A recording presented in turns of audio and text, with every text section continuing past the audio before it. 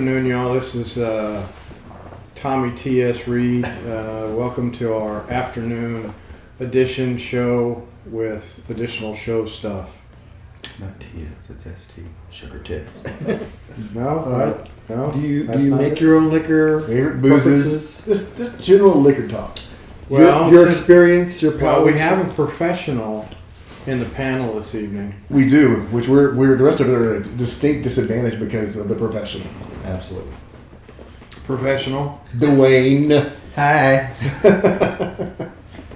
Explain the difference between bourbon and scotch. The difference between bourbon and scotch. All right, so bourbon is an American whiskey, specifically. It's 51% corn and some other grains, and it has to be aged in a charred, new oak cask. Not a barrel, but a cask. It could be square.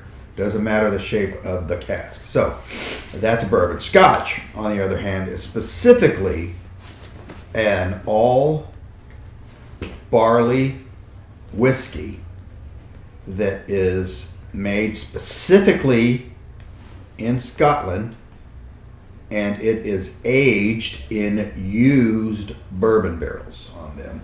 But that's the difference between bourbon and scotch. Bourbon being 51% corn and some other grains, and scotch being 100% malted barley.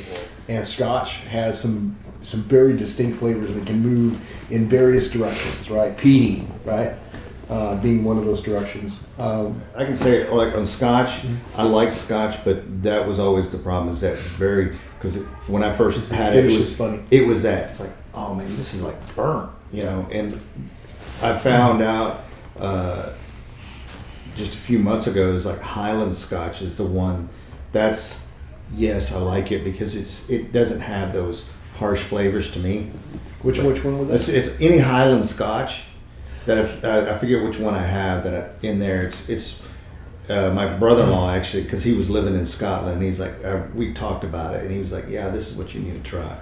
And I tried it, and sure enough, it was like, "Oh, this is good." Well, you know, my son got me a 40-year-old bottle of Glenfarclas, and I had and plus I had I think it was a 12-year-old bottle of Macallan. Pedo. No, and there are very distinct flavors between those two. They have very distinct flavor between those two brands. The Glenfarclas really takes on a almost bourbonish flavor, right? But a proofer of a bourbon that has more of a burn to it, right? Not something that's more smoothed out or has a cherry finish like Blanton's. But it literally burnt, in my opinion. As I drank it, but I liked it, right? I do like the flavors of it. Completely full of doo-doo. I do. It does not have it. Okay, PD, you guys are talking a lot of smack about booze. It's true. It's true. If you taste it, and you can taste the difference in the scotch. Maybe I'm just an uncultured turd. Well, here's how you do it. Here's what we'd have to do. I would have to get you like a scotch from the Islay region, right? Okay, and I would have to get you a scotch from a Highland, and then I would have to get you something a Lafroy. I get it. I know they taste Lafroy, different. If I was going to go buy something, I'd probably just to drink would be some Jameson variant. Jameson is Irish whiskey, and the difference between the Jameson is it's pot stilled, and it's usually triple pot stilled in a copper pot. And scotch is not necessarily triple distilled, although they are in copper pots, but it's a single run.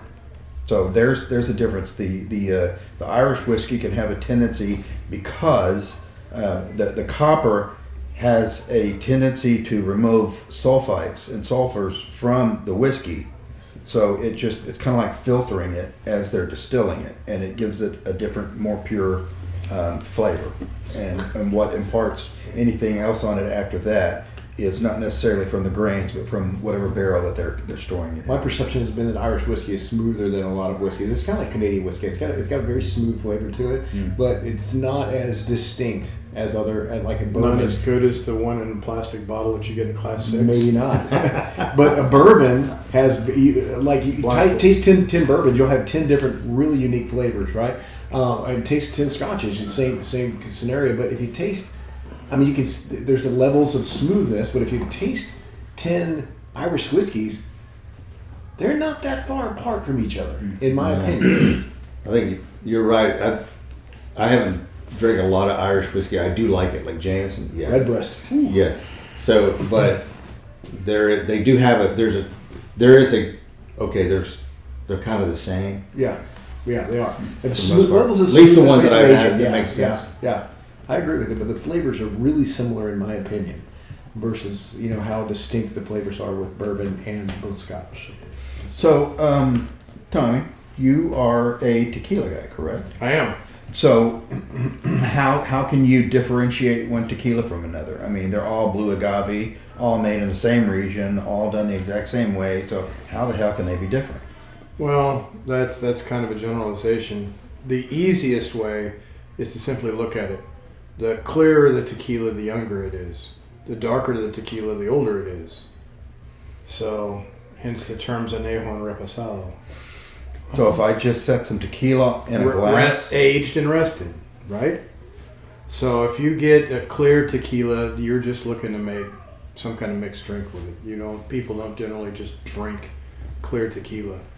If you take a dark tequila, 1942, or anything marked añejo is usually a little bit darker than a reposado. Reposado usually means it's been cast for about 6 months, no longer.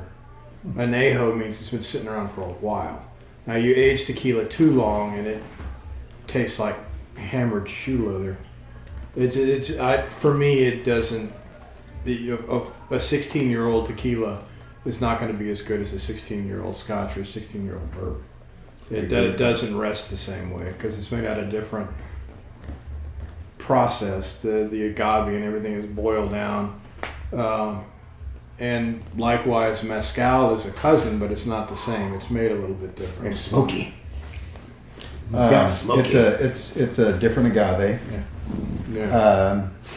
and they have a tendency to the agaves that they're when they the sacrification of the agave, they have a tendency to cook it a little more and get it a little more. Burnt perhaps that's what gives it that nice smokiness, flavor. that nice smoky mezcal flavor that you get. I like mezcal. Some mezcals, not all mezcals. Do you hear that? I'm good. I'm going to burp in a minute. Okay. There's a mezcal bar on 6th Street as well now that Connor took us to, and I didn't have a lot of experience with it, still don't really, but he bought us a $6 shot of mezcal and a $30 shot of mezcal, and that it can be really rock gut if you're not careful. Mezcal can be, really rock gut, horrible. Like It's either good or it's bad. Good or horrible. You know what the primary reason for that is? What? It's about the cut. So as you alcohol, the methanols and the ethanols boil at a different temperature than water does. Makes sense. So as they're conducting the distillation process, what initially comes through, the vapors that initially come through are the methanol. And that's the nasty stuff, right? Mm-hmm. That's the stuff that, you hear everybody say, you've got to take this initial portion of it and you got to dump it off. You can't drink that. It's nasty. It'll kill you. But the thing about that is there's also a lot of nasty flavors in that. And so you want to take that out. And you don't want to add that into your beverage. And then as it's distilling, the hotter the fluid gets, the hotter the liquid gets, the more pressure is created and the more water starts to come through the column, the distilling column. And with that, there are oils that break out in the distillation process, and those are called fusel oils. And some of them have good flavors, and some of them have bad flavors. And on these cheaper guys, the reason you're getting all these nasty off flavors is because they're trying to get the most bang for the buck. They're throwing away the least amount in the beginning, and they're keeping as much as they can on the backside. All of these higher end, more expensive, better tasting, they're throwing away more at the front and more at the back, so that you get, what they call the heart, the most purest part of the distillation process, and that's the best of the ethanols that are coming through. That makes sense. And they have smaller runs. They're limited batches. I would say, how big is the still?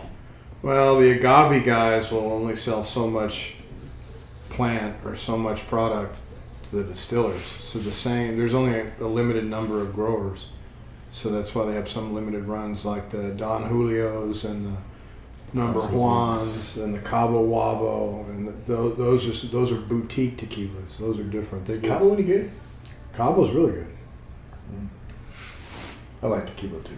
Yeah, I do like tequila, but a lot of those things that you're saying, they're just words, because there's Yes, that's what the human language is full of. yeah, and a lot of times it's meaningless. But the big, it's like whenever I was making my rum, I could have called it artisan rum, but it didn't really mean anything. I mean, I was making it in small batches. it was very good. Just because I had a small distillery. Alley small batch. So, it's just, that's just words at that point. I mean, I didn't do anything different than a lot of people did. I mean, the only thing I did different that most guys didn't do was I triple filtered to make it a little more smooth. It definitely was smooth. No. Interesting. And they say that rums have a higher sugar content in them, right? Is that a true statement? Well, being that rum is 100% sugarcane, Then I guess it would be. it's all sugar. I guess it would be.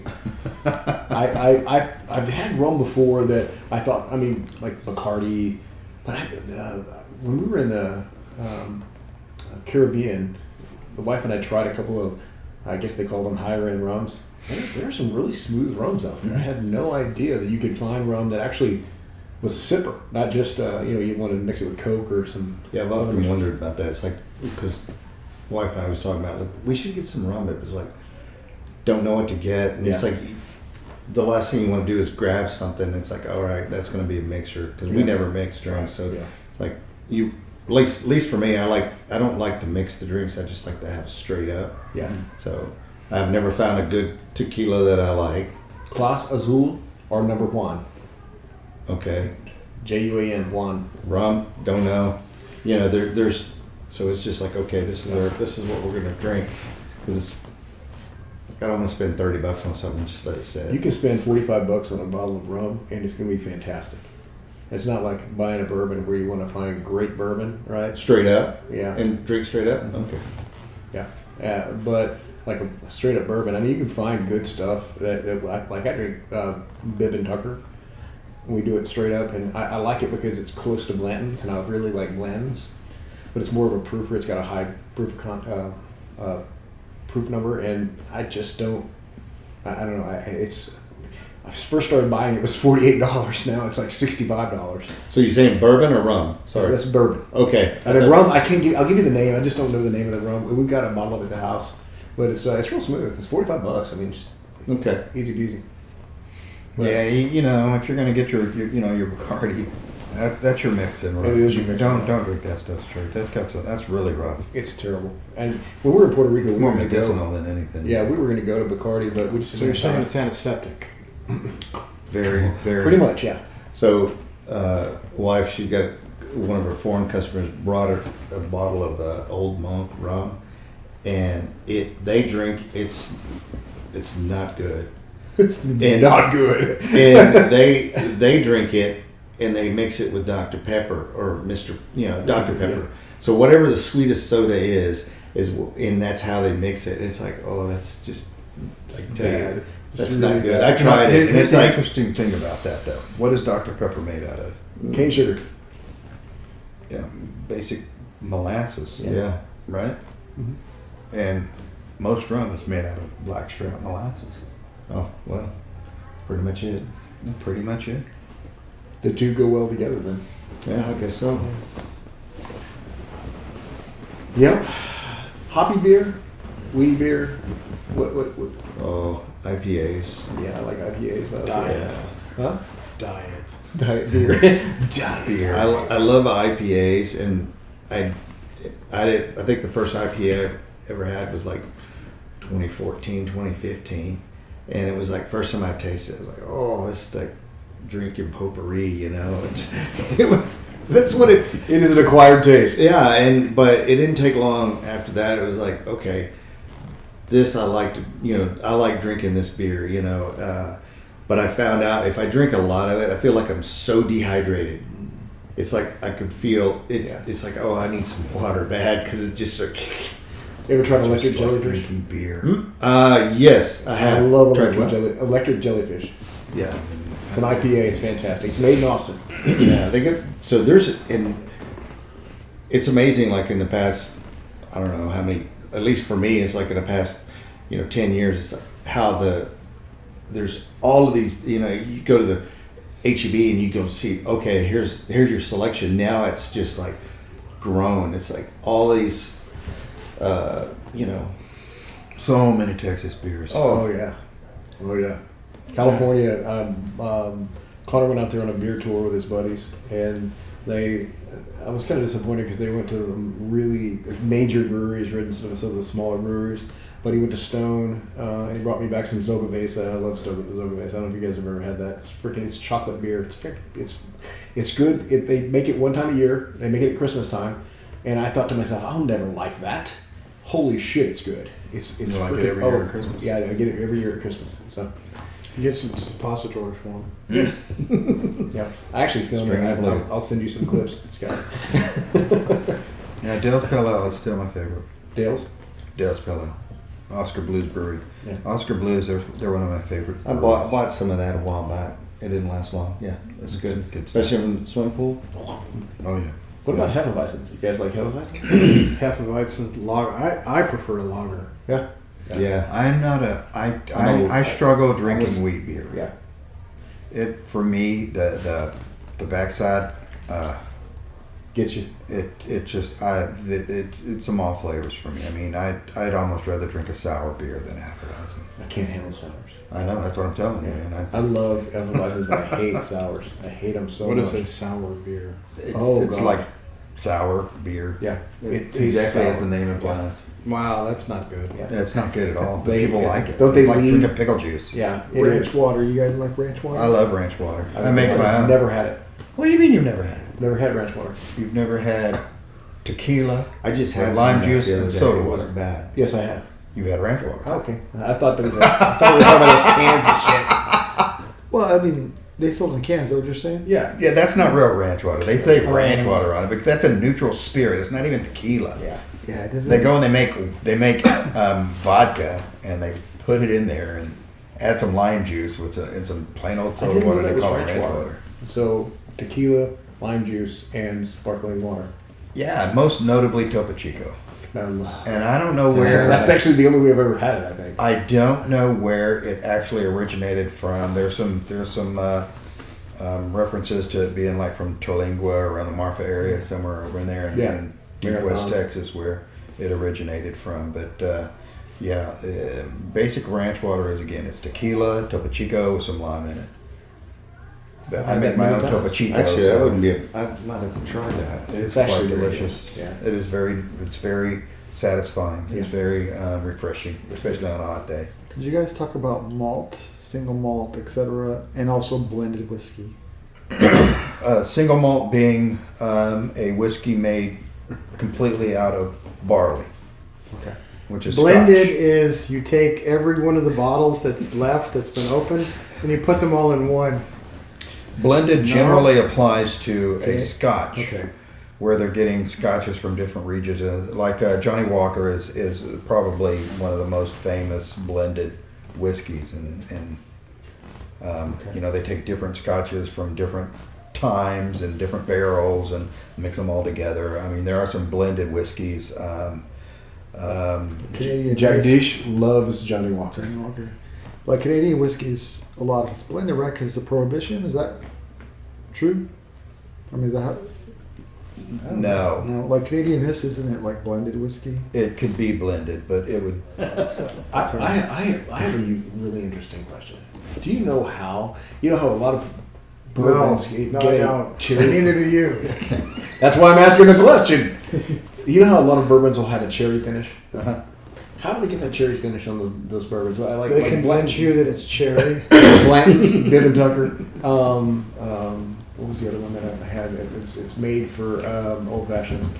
So, but what they do is after they reach a certain criteria with the bourbon, they take a different barrel and they move it into a different barrel. So you've got port barrels, you got sherry barrels, you've got Merlot barrels, you got all these different barrels that have all these different flavors that, you know, have aged a wine in them, or a port, or a sherry, or, and then they will put the bourbon in there for X amount of time. Angel Envy is probably a really famous one that's got a really sweet finish on it, Yeah. where they finish it off in a sherry cask, I believe. Yeah. That one's a bit much for me. That Angel Envy. It's a little too sweet. too sweet for me. Interesting. Resident alcohol expert. Yeah, it's like, okay. It's the Duane show here. Did a lot of studying.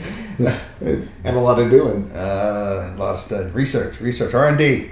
You know, you can write that off. Yes, you can. Gin. Who likes gin? Ooh. Favorite gin? Mine, probably Alchemist. Because? Lots of florals in it. Very, very complex on the herbal side of the backside. So when you make your gin and tonic, it's crazy good. Florals. Yeah, I know you're gay. And yours? You know, honestly, just give me some Tanqueray. Tanqueray? I like Tanqueray. Tanqueray a lot. Yeah. I like Tanqueray a lot. I mean, Chopin's got some good stuff out there. How do you mix it? You Tonic. mix it? Yeah. Gin and tonic. Yeah, I like a What's your good gin. and GTs, tonic. man. Okay. So good. Okay. Yeah, I think you're right. I think the Brits make a better way, but the stuff in the States, I think you got stuck in post-prohibition. And some of it's That's where all the mixed drinks came out of, because the stuff they were bathtub gin, yeah. so miserable. Yeah, there's a one called. It's made out of juniper, isn't it? That's the primary ingredient is juniper berry. Yeah. There, I had one the other day. It's a lady's name. I can't remember what it is, but it's really good as well. But I think some of the things that you find in the U.S., they try really hard. We try too hard instead of letting things be its natural state. So you get all these different It's designer some pieces handlebar to it. mustachioed douchebag. Yeah, some hipster trying to get something right, and Yeah. but and, you know, I hate when I say that. I'm almost being a hypocrite because Alchemist, I think, is made by hipsters, but I actually really like the flavor of Alchemist. So. Yeah, for me, it's just a matter of, you know, how many botanicals are you actually going to put in there? Yeah, You know, a handful of them are nice. You know, of course, it's got to be a lot of junipers in there to get the gin flavor. But then, you know, well, you cardamom and anise, and you know what other botanicals are going to throw in there. Sometimes they just way overdo it, and it's just it's past complex to just ridiculous. yeah. What about vodkas? I love vodka. Potato or corn. I like corn Or wheat. Oh, that's true. Wheat. or wheat with bullgrass. Or Wheat sugar with vodka. boogers. Bullgrass. He said boogers, didn't he? Well, you heard it. That's a salty vodka. That's a very salty vodka. Potato vodka. So I like, I don't know, corn vodka in my opinion, and but I like wheat vodka too. I don't like potato vodka that much. How do you know? I've had it several times and I thought it was terrible. I just didn't. I mean, I probably had bad vodka, It but was in a plastic bottle. hey, don't mock my choices. Chopin has some really great potato vodka. Do they? Okay, I'll try that. What is your vodka? Your go-to? If you're just a sipper, Dripping Springs. really? Yeah. Yeah. I would agree I'll with tell that. you. I'll tell you the most delicious vodka I have ever had is Bomb City Vodka out of Amarillo, Texas. It is amazing, and it is so good, and I could just drink it straight all day long, all day. Do you like Goose? Long. Grey Goose is fine, Oh, but Grey that's Goose a is wheat. fine. That's a wheat vodka. Yeah. But I like again, Stoli's. You do? Yeah, You Stoli like vodka. that's a good vodka. You need to. Next time you're in Bandera, go into the Spirits of Texas and get you some Bomb City vodka. Bomb City. Bomb City. Yeah, the containers are shaped like bombs. Oh, You told me about this Yeah, previously. I thought you had some before. Maybe not, but No. oh my God, it is just so good. I can't stop talking about that stuff. It's delicious. Yeah, when anybody it's ever cold, I don't drink like the it Skull cold. vodka? I've never had that. We bought some. I bought it. I was like, oh, I'll try it. Got some. I think it's a Class 6 or something like that. And brought it home and was like, hey, look at this bottle. And of course, wife's like, we can't drink that. So I was like, oh, because it looks like glass skull. It's Yeah, like I've we seen can't drink it. I'm like, oh. Yeah, you can. And We fill said it in it's with water. I've had it for like 10 years at least, and it's still Oh, in. don't drink that shit, dude. Don't drink that shit. It's still in the bottle. I had that 40-year Glenfarclas. Now I did take time to drink that. I literally drank that over, I don't know, 5 years. Is it bad when you drink it directly out of the bottle? Don't, are you judging me again? He's judging me again. If you drank it straight out of the bottle, is that bad? Or if you Like- put a nipple I on the top? I drink out of the bottle. Just I put a don't give straw in it, rat's that's ass. it. I don't care. They're my bottles. I'm drinking out of it. Oh yeah, just don't like put a funnel up your ass and then pour it in there. But That's a thing. Don't That's do a that. thing. It is. So, That's did you what say it is. don't It's a do thing. that? It's called butt chugging. It's a real. Stop it. So No, I you're lying. lying. So I haven't heard about that, but I remember. It'll kill you. I remember in the Why army. do that? Because it gets straight into your bloodstream Yep. and you don't have it on your breath. So- There's no Can you get bypasses drunk the without liver and having- kidneys. So check this What out. am I- Like, I was it was Don't like judge. 20. It was like Don't 2010, 2009, 2010 when I was Yeah. stationed at Fort Sam. We had people, the ASAP people came in and talk about alcoholism and stuff like that. And they're talking about the new fad is called stringing and plugging. And so the kids were taking tampons and they were soaking them in alcohol and they were inserting them in their butt and they would go to school so they could sit there and absorb the alcohol into the bloodstream through their rectum and not drink. He said rectum. That's how you were drunk at work. Stringing and plugging. Straight and plain. I shove it up my butthole. Light the fuse. I'm a bomb ready to go off. You damn right. So rye whiskey. Is it rye whiskey? Rye whiskey. What's It's 51% corn, the remainder's rye. Yeah. No. Ah. No. 51% rye, and the It's remainder's 51% rye. That's right, I'm sorry. Okay, just asking. It's mostly rye. Good stuff. The grain That's is rye. that's an acquired Now taste. there's 100% also. Good and bad. There's Yeah, good and but I bad can tell you rice. right there, that bottle that I bought, Yeah. that whatever that Hayden, Basil Hayden. yeah, I bought that bottle and poured a little bit in my glass, and I took 2 sips, and I'm done. I couldn't. It just didn't taste good. Rye gives Carrie headaches. She literally gets a headache when she Yeah, drinks Sandra rye. can't drink it either. Yeah, and there's certain ryes I love. I had got it from the store a while back, and Carrie got redhead Kentucky Owl. You told me about it, and holy shit, it's good. It is fantastic. Now I've had Basil Hayden, and I don't like it that much. I think it's hard to drink actually. Well, I've had I tried it because it something new to try. Right. It was just My favorite rye is, it's not 100% rye. I don't know how much rye it is, but it's Pikesville. Oh yeah, they have that and in mine all the time. Kentucky Owl is pretty good as far as the rye is concerned, but Pikesville is my favorite. Well, All right. that was good content today, guys. That was good talks about alcohol. Thank you for your expertise. Really appreciate it. That's what we're going to call Who? it. I'll take it. So who's repping this? Dwayne, Al, thank you for your expertise. Saying Al Y'all people. Al Y'all, thank you for your people expertise. giving me- Dwayne. we appreciate it. Y'all come back now a year. Bitty. All right, we're out. That's all, folks. Reed Brothers.